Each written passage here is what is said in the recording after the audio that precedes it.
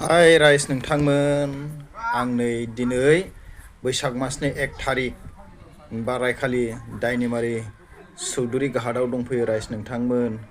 नायदो नै भिउसा ओरैबायदि बरिया नोंथांमोना नायबानो जाबाय आं मानि थाखाय फैदों बेखौ नोंथांमोननो फारि फारि दिन्थिनो नाजागोन आं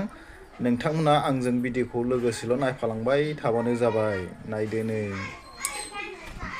राइस नोंथांमोन नायदो नै भिउसा सिनारिफ्रा ओरैबायदि समायनाखा नायदो नै राइस नोंथांमोन दिनै आफादनि समायखेरा लानाय हाबाफारि बेयो जागासिनो दं नोंथांमोना नायबानो जाबाय नि समायखेरा लानायखौ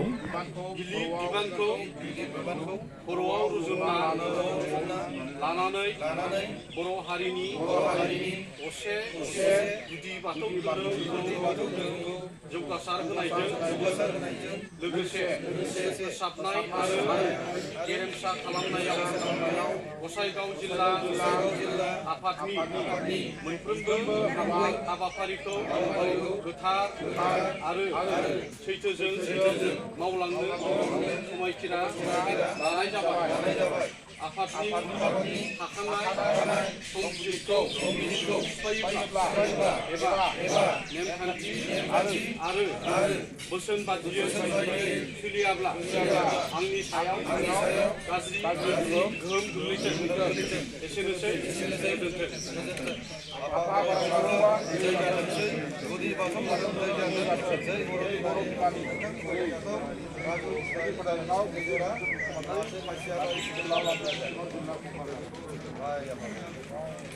जय अप्पा बोराइ बाथौनि जय अप्पा बोराइ बाथौनि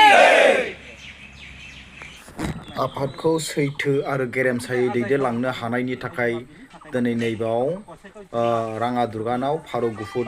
उरायहोनो नागिरदों राइस नोंथांमोनहा नायबानो जाबाय